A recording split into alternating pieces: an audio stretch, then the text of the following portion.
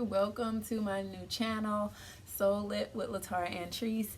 I am Latara Antrese, and today's topic is going to be 6 steps to rediscovery.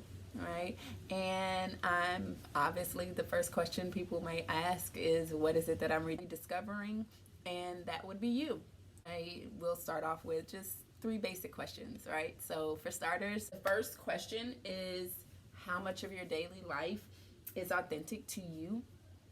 And this is inclusive of your career, your job, your home life, your relationships, your entertainment, your leisure.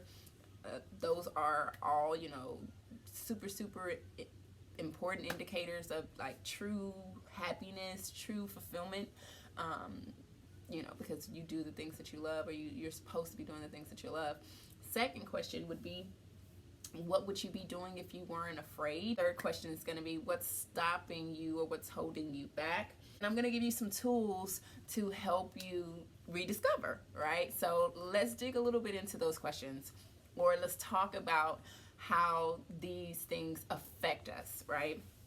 I'll start off with myself, give you guys a history about me. I actually started a YouTube channel maybe about 5 years ago. I was living in Portland, Oregon following separation, so I was in a very transitional period in my life. And I moved to Portland, Oregon, and I started a YouTube channel for the love of ladies because I also started a blog. So in that, I was already kind of doing this whole spiritual coaching, being oblivious to what I was actually doing. It just goes to show how when you're naturally aligned to certain things, how they find their way in your life in certain areas or certain times. And this is no different. So I started the blog, I did the YouTube channel. Like I said, I have a couple of different videos. Add them or include them into this channel as well, just so you can go back and look at that transition. But same message, same spiritual coaching, same lessons, right? But this is just, Latara Antrese 2.0. Let's go there. Being authentic to, what I'm doing, or my career, my job, my home life, my relationships. At that point, I'd actually left my husband, and this is maybe a little personal, but I feel like this is the only way that I can be relatable to you. I mean, I moved my children and myself, practically to the top of the fucking United States, and here we were in Portland, Oregon, and that was me making my first step, my first transition to something that was not authentic to me. And in that case, it was a relationship. It was also my job. I quit my job. I was not happy. I did not, I worked a lot. I can be a workaholic. I invested a lot of time, or I let my job consume a lot of my time, because I was also very unhappy with my home life, or very unhappy in my relationship. So I spent more time at work, and it was great in terms of money, but I was also an absent mom because I was always at work. I was the provider, and there he was, the nurturer, the homemaker is the word I'm looking for. So that was my transitionary part, right? That was when I started to make these small changes to my life and ask myself these questions, these simple questions about how much of my life is authentic to me. So I encourage you to do the same thing. Now, I'm not saying that you should be making these massive changes, because granted, I am someone who moves on instinct. It's easy for me now to leave a scenario or to leave a situation that does not serve me, whereas it took me a while to get to that place where it was like, oh my God, I can't do this. I can't continue to be in this stagnation. So I'm not saying that tomorrow you're going to jump up and make these changes, but I am saying that it should light a bulb in your brain or in your mind to start having some epiphanies, and maybe you can start to put something together for yourself that is more in alignment with who you are and what you desire and what your heart's desire, right, is. So that's for starters. First question. Like I said, how much of your life is truly authentic to you?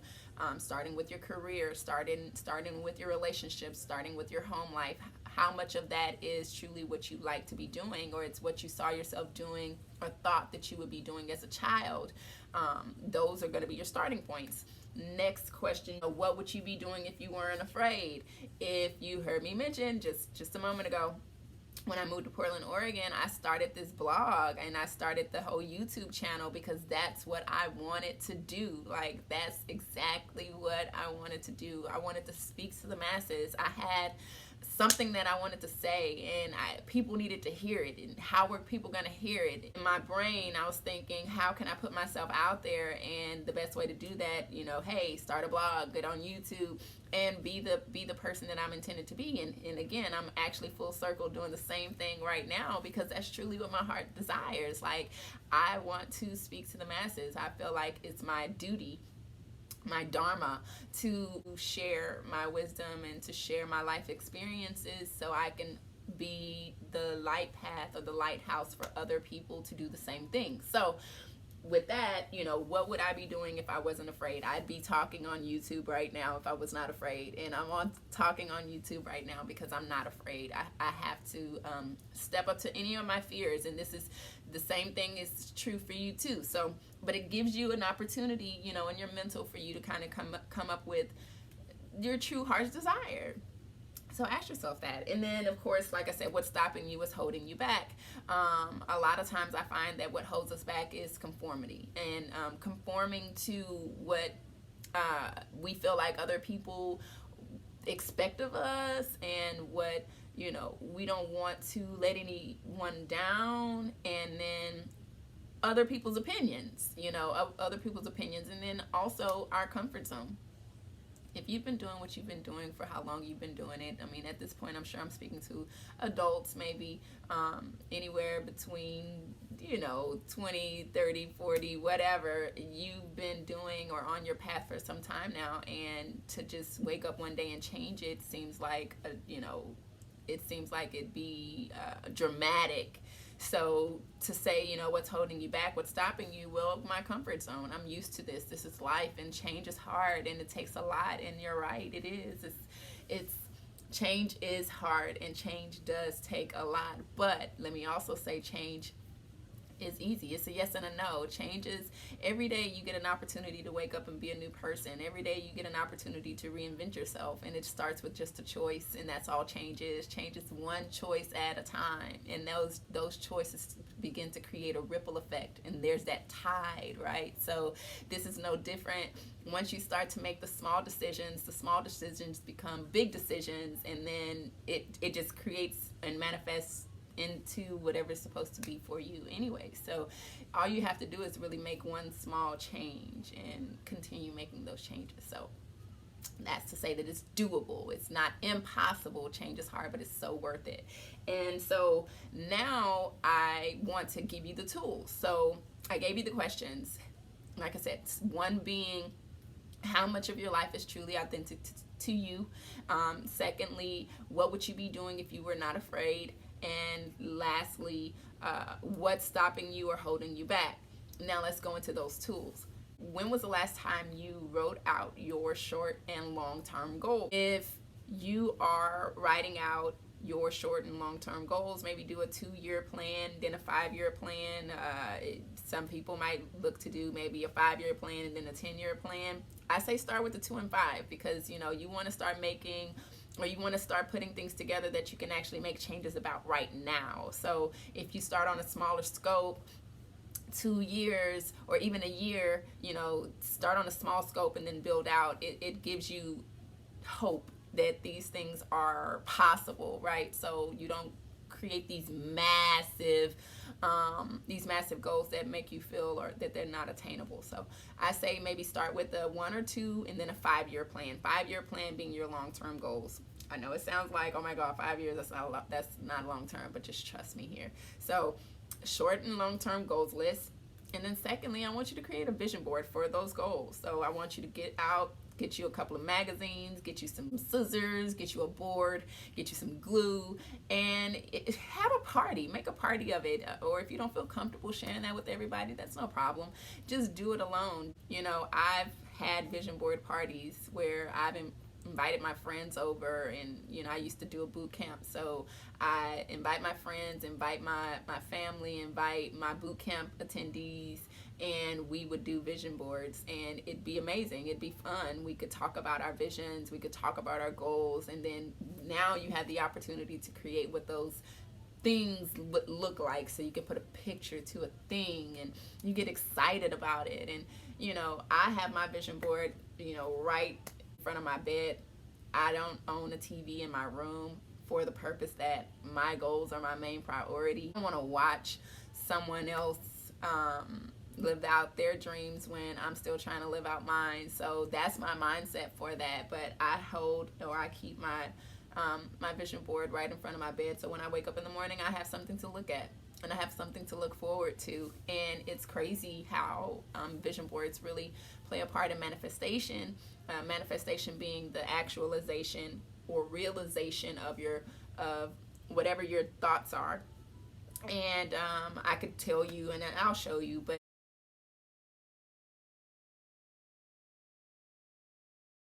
just to say what's on my vision board, I have the YouTube channel, I have my podcast, I have my certification for personal training, I have my certification for yoga, I have my book on there, I have my Pretty Beast Fitness DBA on there, I have the mission is to change the world, I have motivational speaking on there, I have dancing on there. Like, I have a lot of the things that, if I'm being 100% honest with you, I've already put into action, and I'm already manifesting those things. To give you a timeline, last year I completed my certification for personal training. I'm actually in my certification right now for yoga, and I'm doing the YouTube channel right now. I intend to start the podcast as well. I'm waiting on a piece of equipment, and Pretty Beast Fitness is already DBA'd. I did that at the beginning of the year. And let's speak to the motivational speaking. I'm doing that right now. This year I've done a lot of dancing. I've did a lot of classes, whether it was just for fitness or just for fun. I love to dance. I'm passionate about it. It makes me feel good. I feel childish. I feel playful. I feel flirty. I feel sexy. I feel empowered. It keeps me young. So that's my playtime, that's my entertainment. So I have that on there. And yeah, like, it's a realization of the things that my heart's desires, right? They're the realization of my heart's desires, and all those things are literally on my vision board. So just to say that they work, like, if you wake up every morning and you look at that vision board and you see what your goals are, you see what your desires are, you are probably 9 times out of 10 going to start working for them or working towards them. And that's the concept of a vision board. So those things, make a commitment to being or adding or implementing or substituting or alternating at least one thing daily that is authentic to yourself. Make that commitment, and then, like I said, those small changes will create a ripple effect, and it'll create that tide for you to manifest some massive changes, because God intended for us all to live our heart's desires. And that's honestly my theory about why the world is in the state that it is right now, is because people are unhappy, and people are living in fear, and people are living in a conformed life, and it creates stagnation, and we call it sleeping. And that's so true. Just look at the state that we're in right now. Could you imagine if you were doing what you truly love to do right now? Could you imagine what your life would look like? Could you imagine how much happier you would be? In happiness, we're more kind, we're more understanding, we're more compassionate, and then we get to go out into the world and share those things. And what happens with that? Again, same thing. It's a ripple effect. Have you ever been through a drive-through and the person who gave you your food had a whole attitude, and then now you got an attitude, and now your day is like fucked because you had to go off on Sue at the fucking drive-through? It's a ripple effect. And it's the same thing with your careers. It's the same thing with your home life. It's the same thing with your relationships. When we're not happy, when we're just stuck in our brain, when we're just stuck, it shows up in our attitude, it shows up in our character, it shows up in our energy, and then we go out into the world and we share that with other people. So if everybody was doing something that truly gave them satisfaction and was fulfilling and made them happy, I just felt like we'd be in a kinder world. We would be doing a lot better, than we are right now. So I am one of those people, I can testify. If it's something that does not resonate with my spirit or does not resonate with my soul, I cannot stay in it, whether it's a friendship, whether it's a job, whether it's a relationship, whether it's an environment. I cannot do it. I have been called flighty, and it's lost on me. I could care less. It's important to me that I spare me, because it's my feelings that are involved. It's my mentality that's involved. It's my health that's involved. We don't recognize that these emotions that we carry create sicknesses in our bodies, and again, how the deterioration of not just our dreams and aspirations, but the deterioration of our vessel, the deterioration of our body, happens when we're truly unhappy and we're truly in a depressed state that we don't acknowledge. So again, I'll just want to reiterate 6 things, starting off again with those 3 questions. First question: how much of your life is truly authentic to you? How much of your daily life is truly authentic to you? Second, what would you be doing if you were not afraid? Third, what's holding you back or stopping you? And then now let's create that short and long-term goal list. And then now let's create that vision board and make a true commitment to do at least one thing that is authentic to you daily, to help us to create and manifest our true heart's desire. So I hope that helps. I hope that you guys resonate with this message. This is truly for the people who have not found their way, the people that need help rediscovering themselves and rediscovering their heart's desire and finding that inner child within that has a purpose and that has a passion and that you're sleeping on, because that's truly what God intends for us to all be and have: happiness and joy and abundance and love and infinite prosperity. God intends for us to be happy. So I hope that this, like I said, resonates with you guys. I will be doing these videos more often. Maybe some fitness aspect to this as well. Fitness was a major part. Actually, I felt like it was the gateway to my transition, or my self-discovery. So I want to offer that to you as well. It's all mental, physical, and spiritual. So it's mind, body, and soul. This journey is not going to be something that you wake up tomorrow and be perfect at. It's an actual journey. So I just want to be your support system and let you know that I'm here to help you get through it. And I'll list the questions and the 6 steps or tools, the 6 tools to help you to rediscovery in the section below. I'd love for you to subscribe to my channel and also share. Get your family on, get your friends on, get whoever on, just share the word, because I know that we're all in need of healing, and this is truly what I intend to help you do. So thank you for watching.